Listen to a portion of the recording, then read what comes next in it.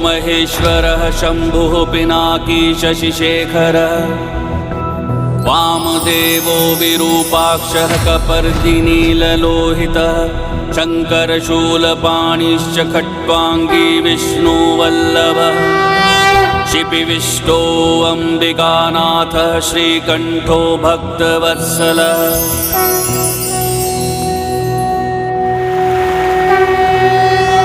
शिवो महेश्वरः शम्भुः पिनाकी शशिशेखरः वामदेवो विरूपाक्षः कपर्दिनीललोहितः शङ्करशूलपाणिश्च खट्वाङ्गी विष्णुवल्लभः शिपिविष्टो अम्बिकानाथः श्रीकण्ठो भक्तवत्सलः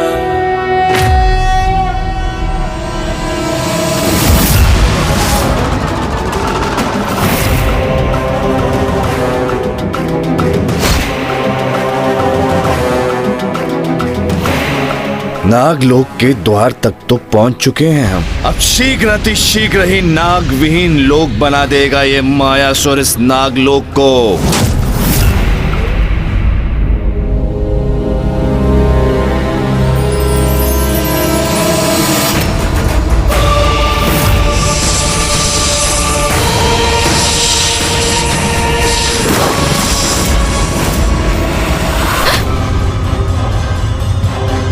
ये कैसे अशुभ दृश्य दिखाई दे रहे हैं मुझे।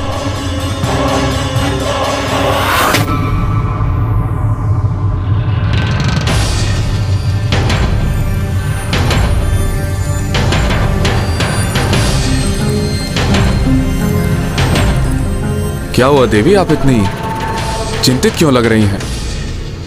कुछ बड़ा अनिष्ट होने वाला है स्वामी। भयंकर दृश्य प्रस्तुत होकर जैसे किसी अनिष्ट की पूर्व सूचना दे रहे हैं मुझे। कुछ नहीं होगा। हमारे साथ कोई अनिष्ट भला क्यों करेगा? क्योंकि हमसे एक बहुत बड़ी भूल हो गई है स्वामी।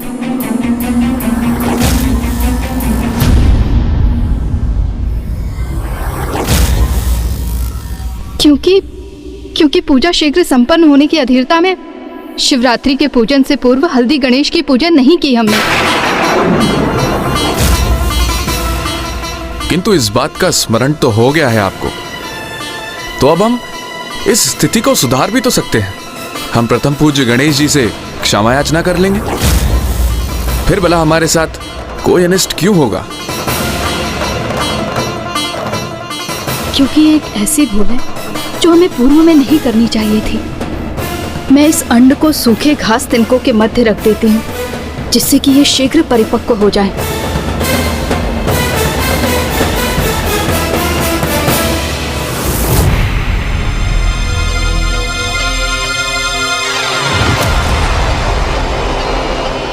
बस मात्र इस प्रवेश द्वार को पार करते ही नागलोक के भीतर पहुंच जाएंगे हम।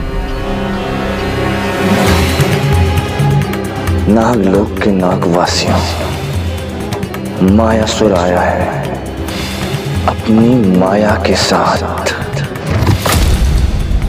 तुम सभी को सचेत और क्रियाशील अवस्था से मूर्छित और जड़ अवस्था में ले जाने के लिए, और आज मायासुर की माया से तुम्हारी रक्षा नागलोक के राजा शेष नाग भी नहीं कर सकते।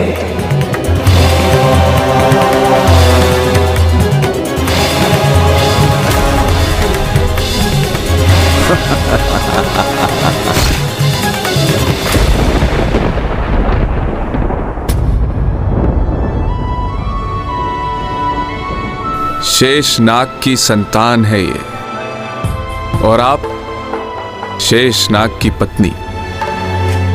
इसलिए आपको अपनी सुरक्षा की तनिक भी चिंता नहीं करनी चाहिए,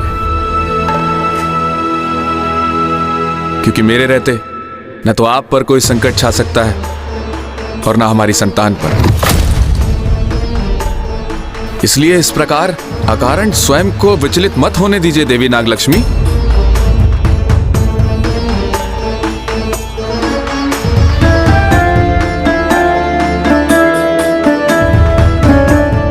इससे अच्छा क्या हो सकता है स्वामी कि मेरी शंका भ्रांति ही प्रमाणित हो। किंतु मुझे वचन दीजिए स्वामी, यदि कोई संकट प्रस्तुत हुआ भी तो आप मुझसे पूर्व हमारी संतान की रक्षा करेंगे, भले ही स्वयं मैं आपके विरुद्ध ही क्यों ना आ जाऊं।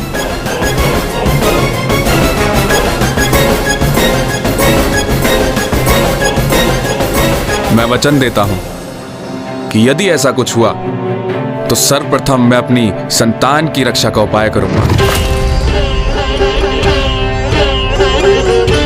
आप तनिक भी चिंतित मत होइए, क्योंकि ऐसा कुछ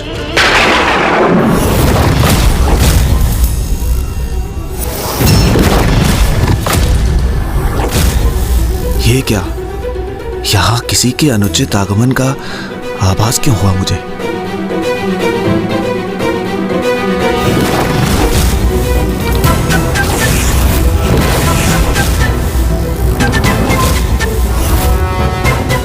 नाग सेनापति!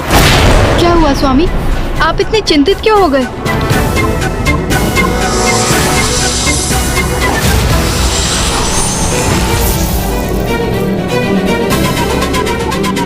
प्रणाम महाराज।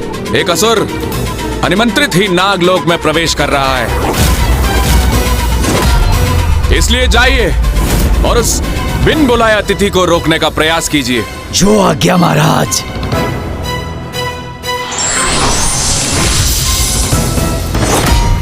तो क्या उस असुर का आगमन उस अनिष्ट का संकेत है जिसका मुझे आभास हो रहा था?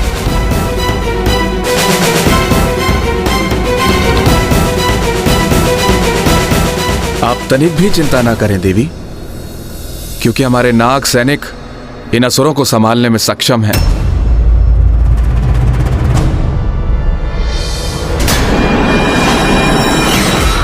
नागलोक के वासियों, अब मायासुर की माया से वशीभूत होने के लिए तत्पर हो जाओ तुम सब।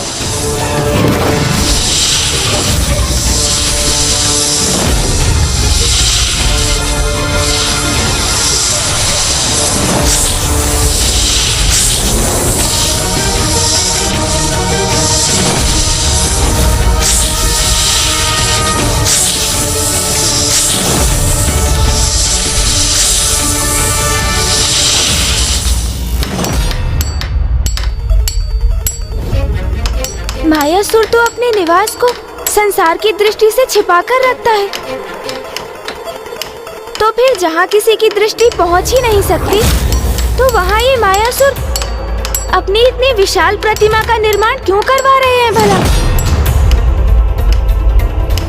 भैया, हमें शीघ्र अति शीघ्र दुर्गमासुर और मायासुर दोनों को ही ढूंढना होगा।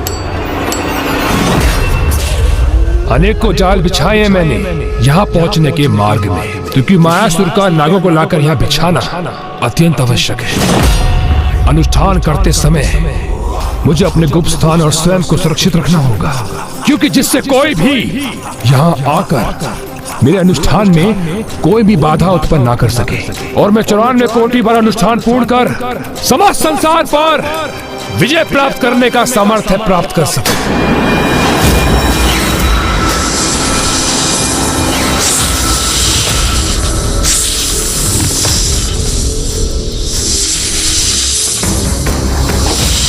अभी तुम हम पर आक्रमण करने को प्रेरित हो ना, किंतु कुछ ही समय में, मात्र कुछ ही समय में तुम हमारे प्रत्येक आदेश का पालन करोगे नागो। मायासुर तो अब पहुंचा है यहाँ, उसकी माया का प्रभाव तो अब आरंभ होगा।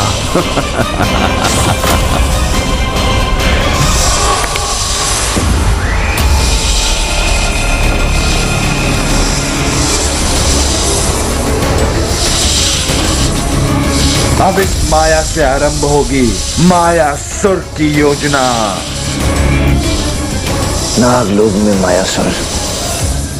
मायासुर का स्वागत करता है। ये क्या, कुछ नाग अब तक हमारी माया से प्रभावित नहीं हुए, हमारे माया चक्र से दूर हैं। किंतु कोई बात नहीं, मायासुर जहां प्रकट होता है उस स्थान की धूल भी उसकी माया से प्रभावित हो जाती है, उसके वशीभूत हो जाती है। अब तो मात्र आरंभ है। ये भी हो जाएंगे। दुर्गमासुर, हमने तुम्हारा कार्य आरंभ कर दिया है और उसे शीघ्र, अति शीघ्र ही पूर्ण करेगा तुम्हारा ये मित्र मायासुर।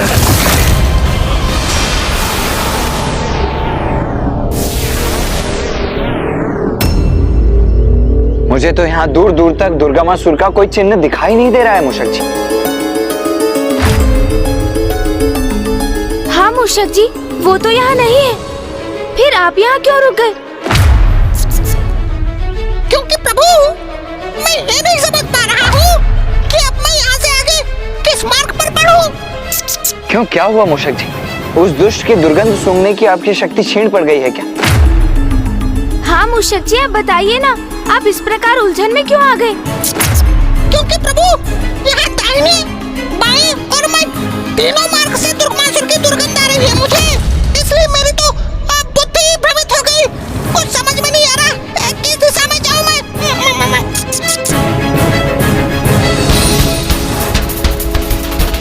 प्रतीत होता है वो दुष्ट दुर्गमासुर हमें उलझाने के लिए अपनी चाल चल गया। मुझे विश्वास है मेरी चाल में उलझकर वो मूषक मुझे कदापि नहीं ढूंढ सकेगा।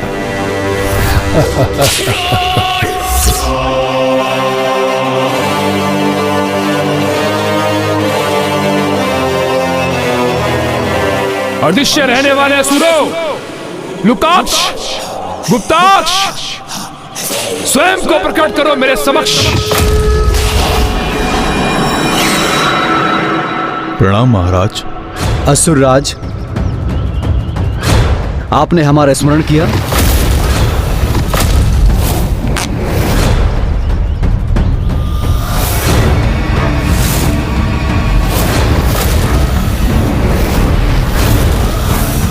लुकाक्ष, तुम इसे धारण कर बाईं ओर के मार्ग पर निकलो, और गुप्ताक्ष तुम दाईं ओर के मार्ग पर शीघ्र निकलो।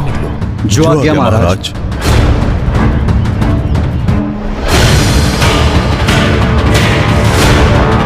अब मूषक तो क्या, वो देवता भी मुझे ढूंढ नहीं सकेंगे। तो क्या मेरी गंध एक ओर से नहीं, अभी तो तीनों ओर से प्रसारित है। अधिक समय तक हमें भ्रमित नहीं कर सकेगा वो मूर्ख। मैं अपने मयूर जी पर आरूढ़ होकर समस्त ब्रह्मांड की परिक्रमा करूंगा और उस दुष्ट को ढूंढ ही निकालूंगा। नहीं भैया, इतना समय नहीं है हमारे पास। तो अब क्या करना चाहिए गणेश? भैया, जब हमारे सभी द्वार बंद हो जाते हैं तब तो एक ही द्वार शेष रहता है ना, माँ का द्वार।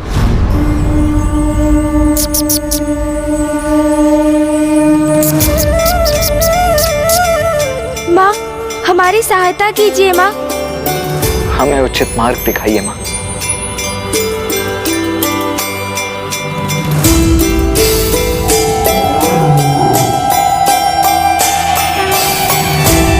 पुत्रों, तुम दोनों मेरे निकट चले आओ।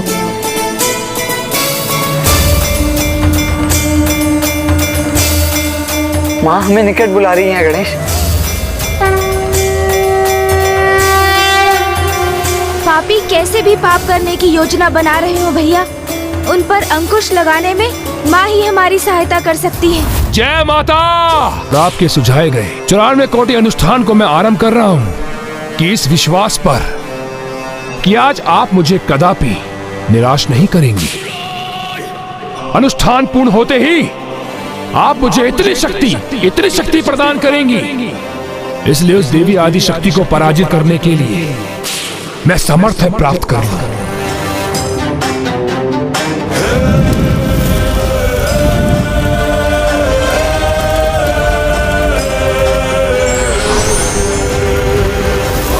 जय जय माता, जय जय तामसिक माता।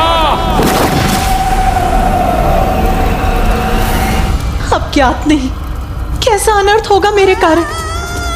एक ओर तो दुर्गमासुर ने अपना अनुष्ठान आरंभ कर दिया और दूसरी ओर मायासुर ने अपनी कुटिल योजना। अब कौन रोकेगा इन्हें?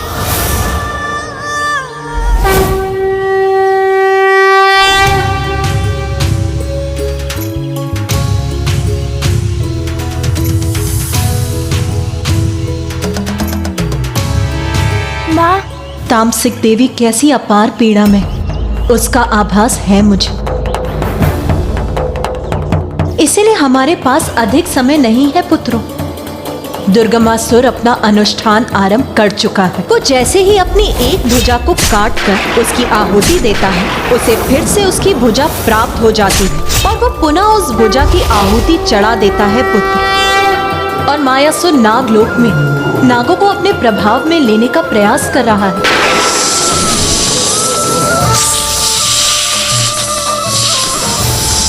वो मायावी दुष्ट असुर नागों को अपना कवच बनाकर दुर्गमासुर की सुरक्षा के लिए प्रयोग करना चाहते हैं। किंतु माँ, नागों पर तो मामा जी नारायण और महादेव की कृपा है, तो उसको भ्रमित करना तो अत्यंत कठिन है ना।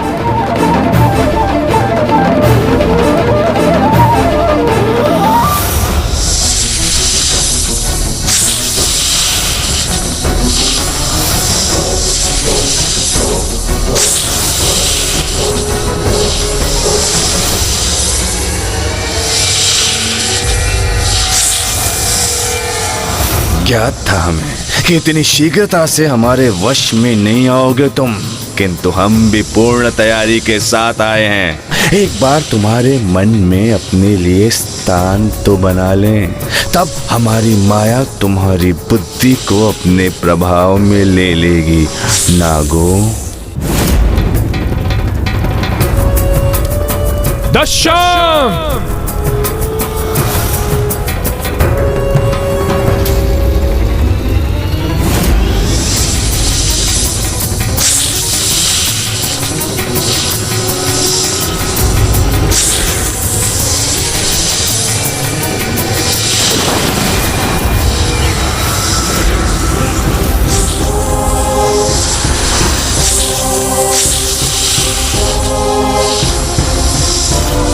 कैसा अनुचित व्यवहार है ये? हम पूछ रहे हैं कि कैसा अनुचित व्यवहार है ये? अरे हम आपके परम मित्र हैं, परम हितैषी है, शुभ चिंतक है मायासुर। हमें भली बात ही ज्ञात था कि हम यहाँ आपके लोक में आएंगे तो हमारे प्राणों को संकट होगा, किंतु हमने उसकी चिंता न कर मात्र आपके भलाई के बारे में विचार किया। और आप है, क्या आप है कि शत्रु भाव से हमारा स्वागत कर रहे हैं? हमें ही क्षति पहुंचाना चाहते हैं। हम पूछते हैं क्यों? विचित्र, अत्यंत विचित्र व्यवहार है आप समस्त नागों का। अरे जिसे अपना शत्रु समझना चाहिए उसे अपना मित्र समझते हैं, और जिसे मित्र समझना चाहिए उसे शत्रु। हम उन शल्य देवताओं की बात करते हैं जो सदैव आपके साथ छल करते आए हैं। स्मरण है समुद्र मंथन के समय जब देवता समस्त अमृत लेकर चले गए और आपके हिस्से आया मात्र हलाल विष।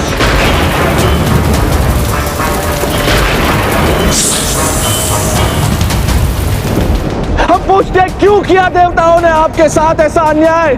क्यों?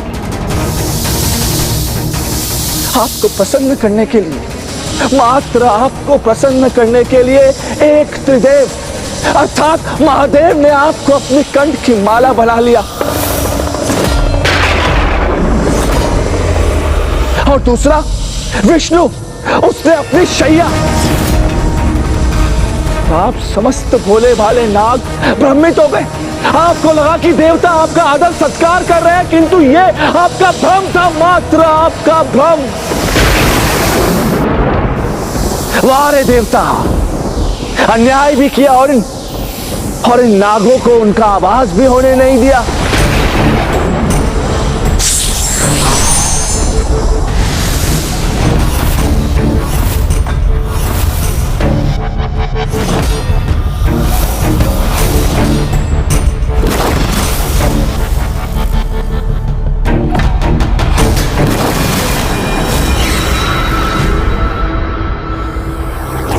तुम सर्वथा उचित कह रहे हो गणेश। नागों को तो प्रभु महादेव और श्री हरि नारायण दोनों का आशीष प्राप्त, किंतु उनके मन में एक ऐसा घाव भी जिसको समय भी नहीं भर सकता। और जिसका लाभ उठाने का प्रयास वो मायासुर अवश्य करेगा, क्योंकि अतीत के घावों को हरा कर किसी को अपने वश में करना ही तो असुरी प्रवृत्ति। आप किस घाव का उल्लेख कर रही हैं माँ? वही घटना जिसके कारण नागों की जिह्वा 2 भागों में विभक्त हो गई।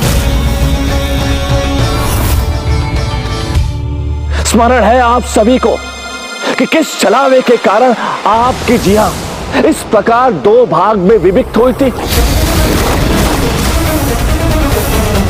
या उस घटना को भी भूल चुके हैं आप सभी? या उस घटना को भी भूल चुके हैं आप सभी?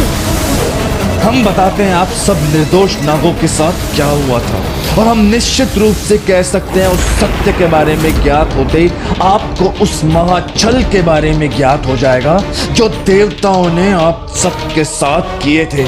अब समय आ गया है उसका प्रति उत्तर देने का, वो अधिकार मिलने का जो हम आप सबको दिलवाएंगे। कुटिल व्यक्ति और शत्रु, इन दोनों में हमें कुटिल व्यक्ति से बचना चाहिए, क्योंकि शत्रु तो युद्ध में लड़ता है, जबकि कुटिल व्यक्ति अपने स्वार्थ के लिए केवल दूसरों को लड़वाता है।